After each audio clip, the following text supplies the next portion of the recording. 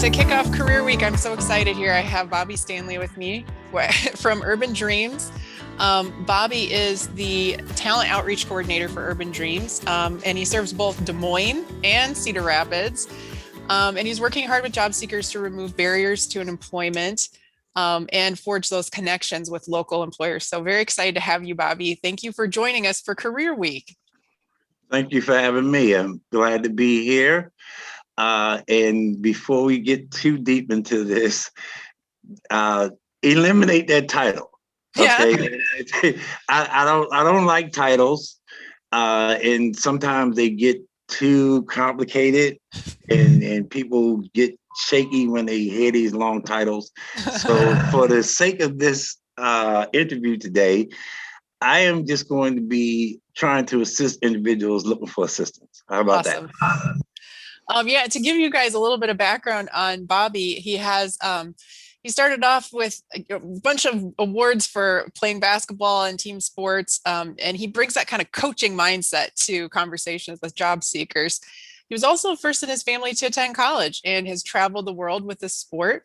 And I'm just excited to have this conversation with you. So let's just get into this. So Bobby, imagine that I'm a job seeker and having a total case of the Mondays. I got up late, my kitchen's a mess. I'm out of work. How am I supposed to pull myself out of that rut and see opportunity where there appears to be none? Well, there's always opportunity. I would suggest to you that instead of looking at the totality of your situation, try to bite off small bits of it. Unfortunately, a lot of us, we solve problems every day and we don't realize we had a capacity to solve the problems. And it's as simple as having a meal. Okay, when you sit down to a meal, the problem is the plate of food.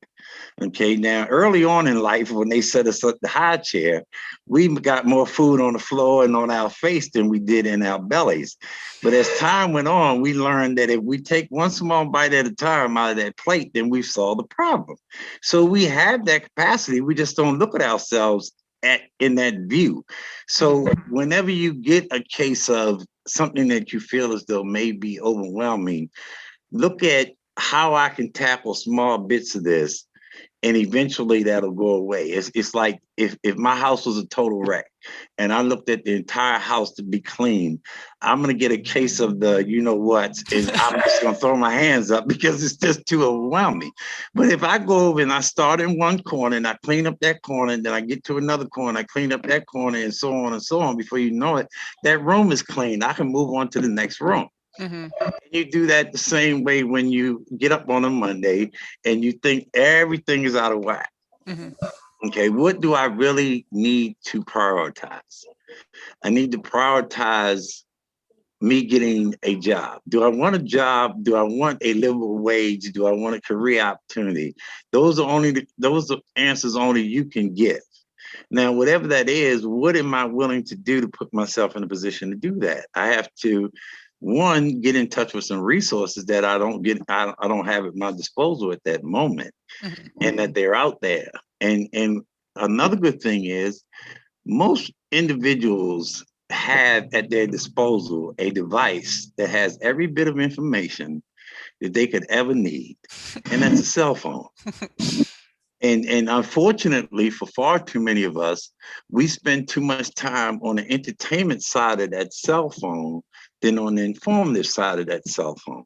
That cell phone can plug you into everything that you need. Mm-hmm. Now, there are some individuals that may be able to lead you to certain areas that will make that process simpler and more productive, but you always have the information at your disposal. So I would suggest that as opposed to getting overwhelmed, simplify your situation. I need a job right now, so I need to plug into those. I'll get back to this kitchen in a minute. Mm-hmm. The kitchen is not a priority, and I'm not going to make it a priority, but I have to manage myself and manage my time. Yeah. Here's the reality. Everybody on the planet gets the same amount of hours every day. So what makes some people more successful than others is how they manage their time. We all get the same amount of time. So that brings us to a good segue to the next question, which is what are some good habits that can set candidates up for success? Well, the belief in yourself is first and foremost. And regardless of what your station is in life right now, it doesn't necessarily mean that's what your lot in life will be. Okay. And that process is putting yourself in touch with some, for me personally, this is what I did. Mm-hmm. I had to put myself in front of some information every day that reinforced a positive outlook on me. Because yes, you're going to get some no's. You're going to get people that will try to convince you that you're not qualified or you shouldn't have this, but it shouldn't be you that's doing that. Because a lot of times the biggest barrier that we have is ourselves. And if I wake up every day with the belief that I can't do something, then I'm going to be 100% correct. I can't. I've already convinced myself of that.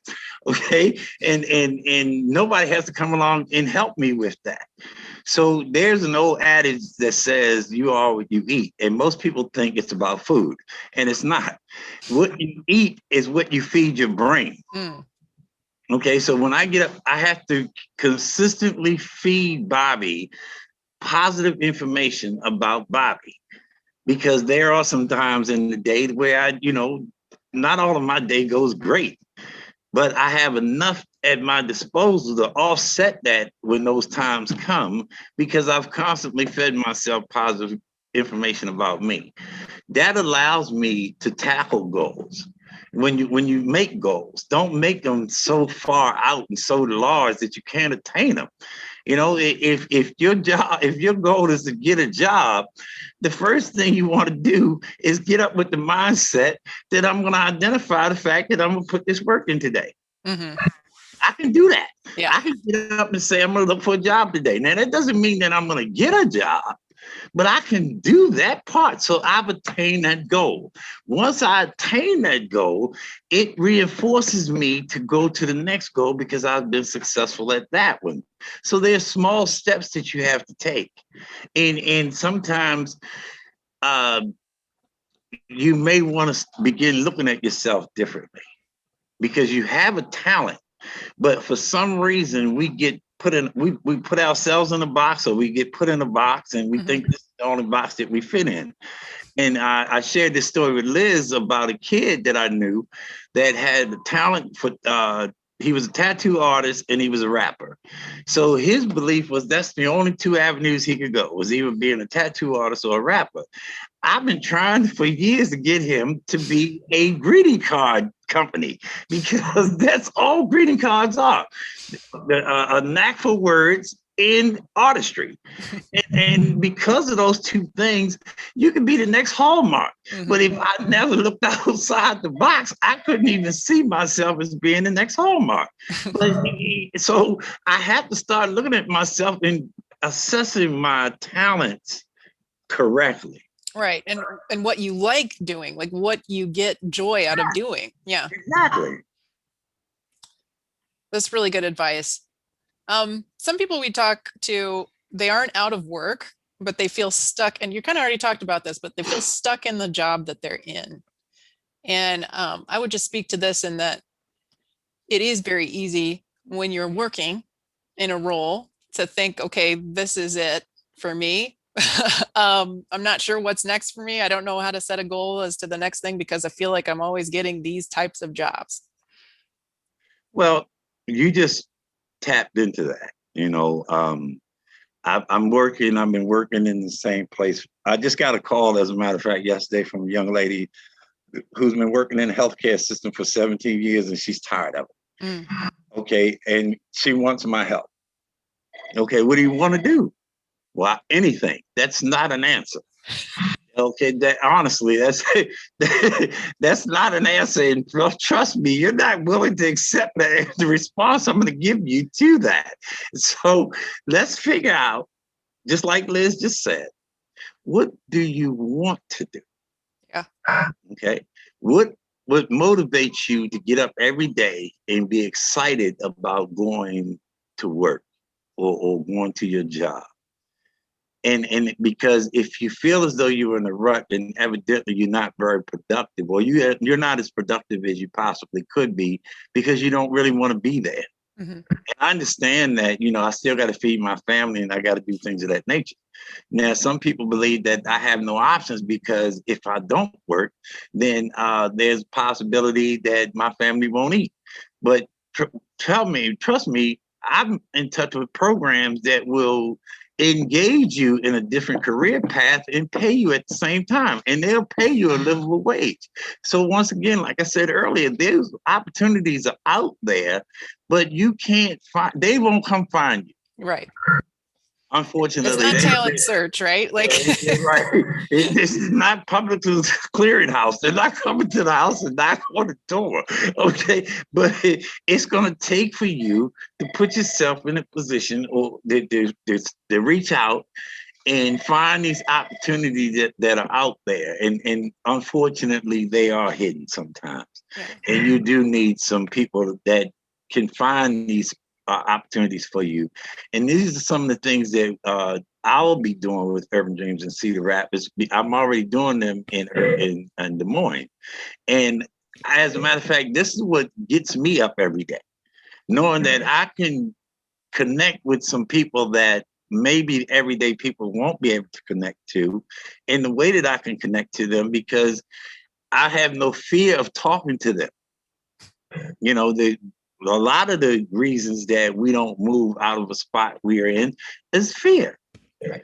I don't deserve that job, or I'm not qualified enough, or I don't have any experience. They don't want me. That's the food that you got to start feeding yourself. Yeah, that's junk food. There's junk food, and it's toxic. Yeah. Okay, not only is it junk food, but it's toxic. And the more that you feed that toxicity to your system, the harder it is going to be for you to elevate yourself out of this current situation that you're in. But you do deserve that. And the reason that you deserve it, let's take, for instance, the person that's been working the last 12 years in the job and says that, I really don't like this anymore. I don't want to do this anymore. Okay, well, take into consideration the kind of effort and the kind of loyalty it takes to get up and go to work every day for 12 years straight. That tells you right there that you're a prime candidate. Any company will be willing to take you. Right. Because of that loyalty that you have, that the ability to get up every day and go to work for a dozen years, because not everybody has that.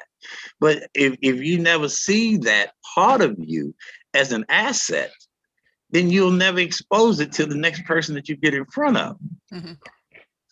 And these are the types of things that you can put in a message to an employer to say, hey, I may not have the experience you're looking for, but here's the qualities that I would bring to the job that might make me a great fit for you. Yes. Most employers, when they look at your resume, they're looking at level schedule that you have with jobs. If they see that you stay 6 months here and 2 years there and 3 months there, they're scared, because they don't believe that you're going to sit still.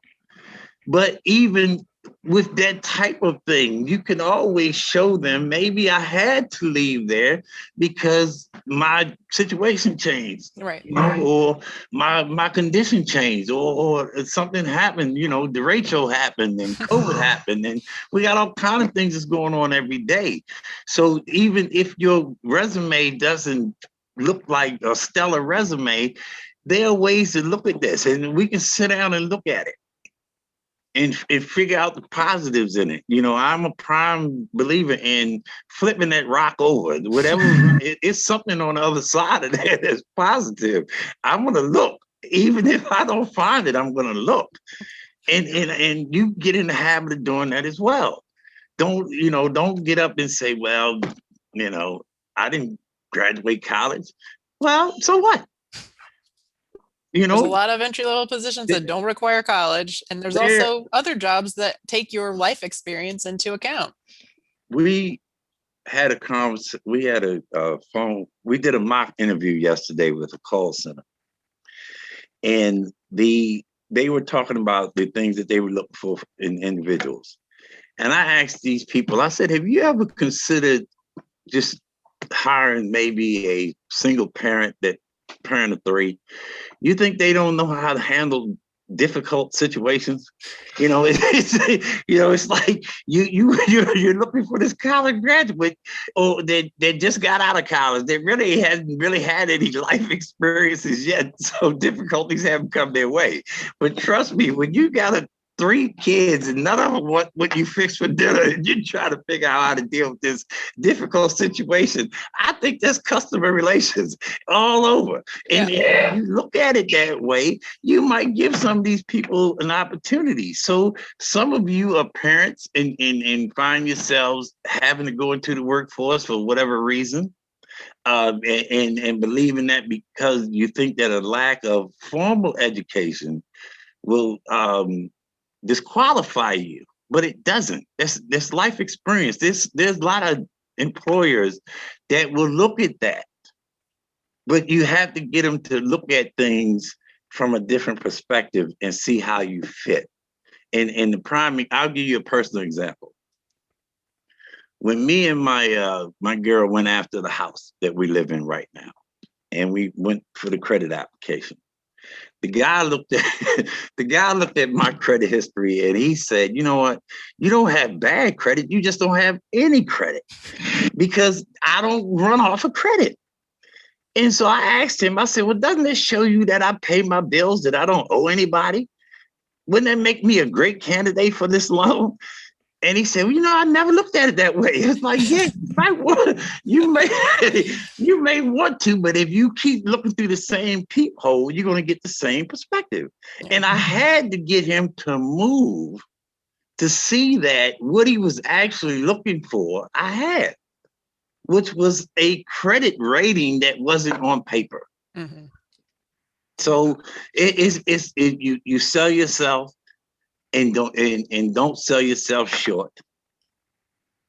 And I know all these cliches sound, but it's not that complicated, and don't get up every day with this long Einstein's theory of revolution, whatever it is, that you have to come up with in order to obtain employment. You have to, I would suggest, make a plan. Formulate that plan to fit your skill sets and make attainable goals. Set attainable goals. If my goal is to get in touch with 3 to 4 different employers per day, do that. Write it down. Don't try to keep it all in your head because then you're really going to get overwhelmed. But as you set these goals and you make these goals, cross them off. And acknowledge that to yourself that you did a great job. Did you get a job? Maybe not today, but you met your goal because your goal was to meet and get in touch with 4 employers. Your goal wasn't to get a job necessarily. If that happens, that's a win-win. But if you obtained your goal, then acknowledge that. And I'm not trying to minimize the fact that you need employment quickly. But you have to build somewhere. And maybe some days you won't get a job that day, but you did fulfill your goal and you did complete your goal. So you had to start feeling good. You had to figure out a way to win every day. The ultimate goal is to win. Put yourself in a position to win. And eventually that in which you prepared yourself for will come. Because right now, if you prepare yourself for negativity, then that's what you're going to get. Right. So circling back to one of the actions that you suggested was maybe just grab a notebook and write a question on the paper that says, what kind of job do I want to do? And start brainstorming some ideas as to jobs or maybe even not jobs, but tasks that you've done in the past that you enjoyed. And you can kind of work your way towards, what do I want to be when I grow up? Right. Right. Yeah.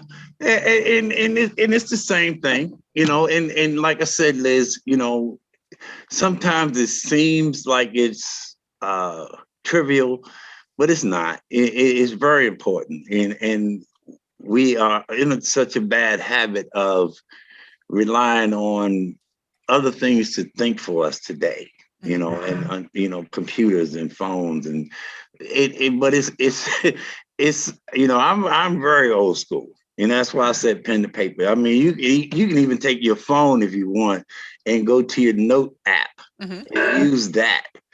I use that when I go into the supermarket because if I don't, I'm gonna forget the things that I came there to get. But at least it's a written record. It'll never go anywhere unless you delete it. And you can always go back and call on it when you need it. So there are things that come to me at 2:30 in the morning that'll wake me up out of my sleep. And I know immediately I need to get it onto my app because if I lay back down, when I get back up at 6 o'clock, it's not going to be there. But, so I'm okay with writing it down because then I don't lose it. What frustrates me is to know that I had something right there on the front of my brain and I let it get away from me and now I can't recall it. And then frustration sets in and here come the day with the rest of its problems. And now I'm just really frustrated. But I want to get into changing my mindset. Mhm. My success became because of me changing my mindset. And yes, when I started learning how to play basketball, it was really ugly. Okay, there was I would have never told anybody to mimic my basketball game when it first started, when I first started. But it was something I wanted to do. So I practiced every day. Mhm. I practiced, I took the no's, I took the losses, I took being beat on a regular basis, but I wanted to get better. And I knew that in order for me to get better, I was going to have to take these lumps along the way. Something, and I've adopted that same mentality to my success in my career. And I had that to fall back on. If you go back and look at some of the successes that you have, you can always go back and fall back on those and show yourself that there was a time when things really weren't going very well and I survived them. Mhm. And I don't want to sound facetious, but trust me when I tell you, up until this point in your life, you survived 100% of all the crises in your life. Regardless of whether at the time you didn't think you would, you did. Okay, so I have to go back and look at those crises and how I worked through them. Mhm. It will help reinforce the positive feeling that you have about yourself. But if I just keep looking at what I feel or deem as failures, and that's the only side of me, it's really not a failure. There are no failures. I could only do what I could do with the amount of information and resources that I had at the time that it happened. So if all I had in my pocket was $10, I couldn't fail at getting $20. I could only get to 10. So I was a success with the 10. If you're looking for some more, I have to add to that. Okay, but it's not. How can I put this nicely? I'm searching for a word, and I shouldn't be searching for a word, but it's just not healthy to continually to get up and beat yourself up about what you deemed as a failure, Right. because in reality it's really not. And I learned that from a pastor a long time ago, that at the time you can only do what you were capable of doing, so you really didn't fail. Mhm. It's just like somebody asking you to do a geometry problem. Okay, I've never had geometry, so how could I fail at geometry? I can only do the math that I was taught. Now, if I would need some additional teaching, then I'll get in that geometry class and learn geometry. But right at this moment, all I can give you is what I have. And that's not a failure. Right. Well, Bobby, this is a really great conversation. I hope it inspires some of our job seekers out there or people that are coming to Career Week this week. What are a couple let's just identify two or three actions. We already talked about a couple. We talked about identifying the job that you want. We talked about feeding your brain with good thoughts about yourself every morning. You talked about acknowledging the success that you have had each day by setting small, achievable goals. Any other ones that you want to add to that list? Well, be honest with yourself. Be honest and be realistic. Okay, when you're not going to get a job at NASA if you don't have, if you don't have certain schooling, it's not happening. Okay, but you don't need to build a rocket to get a career job. Just be authentic, be realistic, and be patient. Now I know it's easier for me to say be patient because I'm employed. And trust me, I wasn't very patient when I wasn't employed, but I had to learn to be patient. You know, the job that I have today and the company that I work for today, when I came to those doors 20 some odd years ago, the guy told me, all I have for you is $7 an hour and part-time position.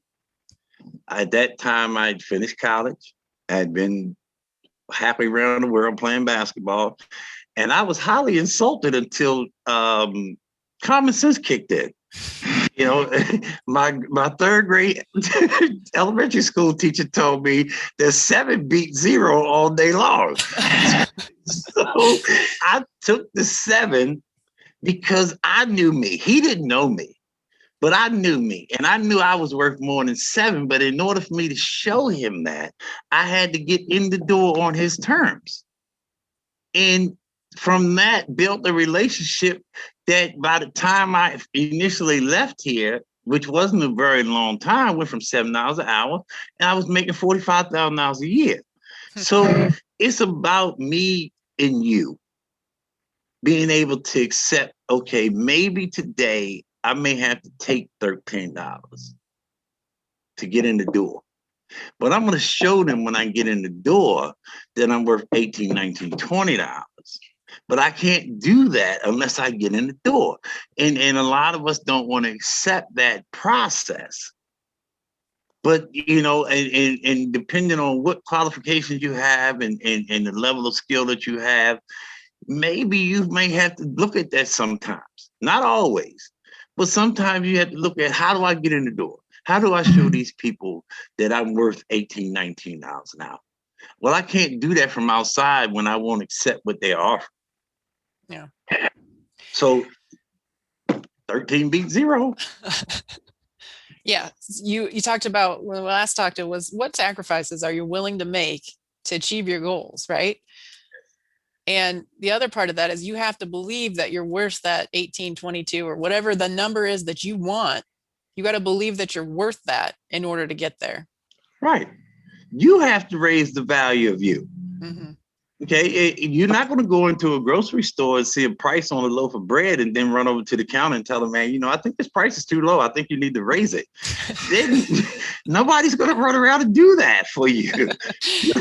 You have to raise that value of you. You know, and Liz, I say these things, and this is just me. You know, most of the things I talk about, I try to add some humor to it. And I know that people are in dire situations, so I don't take what you're going through lightly. But it's, you know, somebody asked me a long time ago, why are you optimistic all the time? It's because when I get up in the morning, I have a choice. I have a choice to be optimistic or pessimistic. Pessimistic is not going to get me anywhere. Mm-hmm. So I have to be optimistic, and those things take time. And because if for years I've been pessimistic, it's not a 180-degree turn on the drop of a dime. I mean, that's just unrealistic. But over time, you start little by little becoming more optimistic about you and your abilities. Yeah. And once you do that, it'll start to gravitate, and it'll start to attract those individuals towards you, put you in a better position.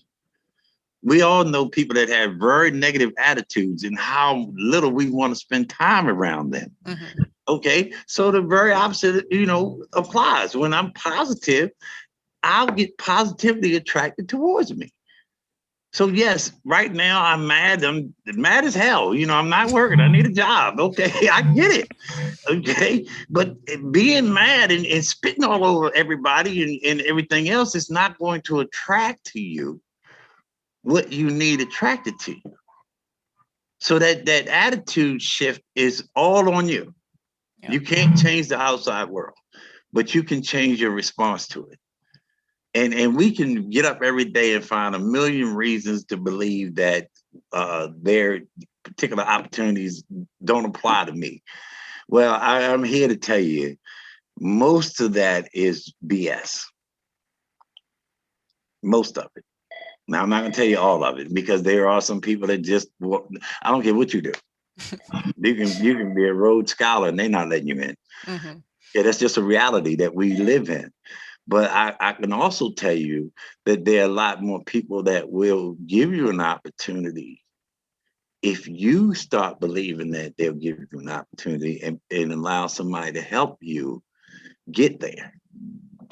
And this is what we do. Right now we're located physically in the Ladd Library on the southwest side of Cedar Rapids. But my job, I'll be in the communities.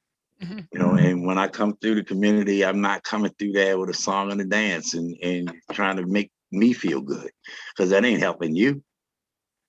I'll be coming through there with opportunities that I have in hand from organizations that maybe you believe for a long time wouldn't even let you in their door.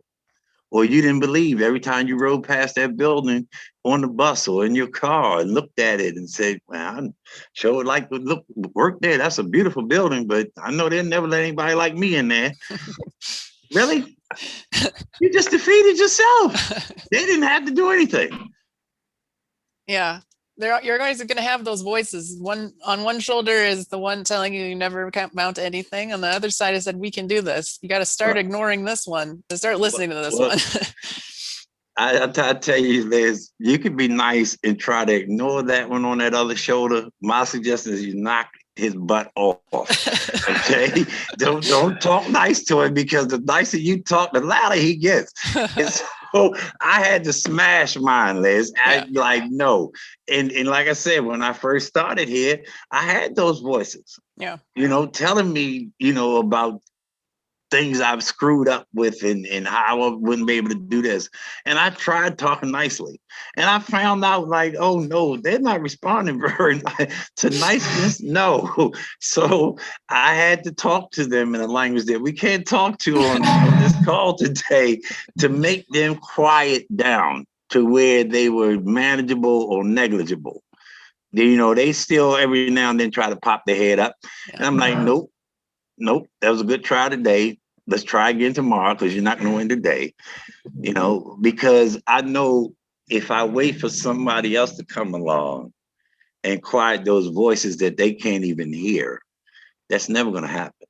Yeah. So that's my job. And if, let's think about it this way. We all only have one life to live on this earth, right? If you would have listened to those voices, you would not be where you are today. Exactly. And so by acknowledging and letting go of those thoughts, you're actually setting yourself up for potential outcomes that are much better for you and much better for the world. Because where would we be at if Bobby Stanley wasn't at Urban Dreams doing the work that he's doing? Well, I tell you this also. How about this? If what you're doing right now is not working, wouldn't you want to try something different? That's all you have to ask yourself. What I'm doing right now is not working. So I'm asking you to try some different things. I guarantee some different results are going to come about because of that. I'm not going to promise you that you're going to become mayor of Cedar Rapids, but I can tell you some different things will begin to happen. And it's about whether or not you believe that these things are just smoke, or you're going to just keep feeding into those things that have put you right where you are today. Mm-hmm. That's what it came down to for me. And once I realized that these things had been lying to me, it had led me far to the left. Then I had to start that process of moving away from that and it's an ongoing process. I still work at it today, but I'm a lot further away from the left today than I was when I got here in 2000 because of that. And like Liz said, if I didn't, I wouldn't be talking to her today. I wouldn't be talking to you today. So I'm not sitting here trying to convince you or trick you into something. I'm just trying to tell you some things that have actually worked in my life now. And I didn't invent them. Okay. So they're not mine. I stole them. And so I just used them to my advantage. This information has always been out there. I just tapped into the information. Great. Well, that's a great place to end. So if people want to learn more about Urban Dreams, they can visit urbandreams.org, or they could come to the Ladd Library, which is located on the southwest side of Cedar Rapids. Any other ways they can connect, Bobby? Well, you can always call Urban Dreams at 515-288-4742. And if you're local in Cedar Rapids, sadly, I don't have Elizabeth's landline on hand. But if you call that 515 number, they will put you right on top of Elizabeth, who's located at the Ladd Library. Right now, I don't have a set schedule as to what days I will be in Cedar Rapids.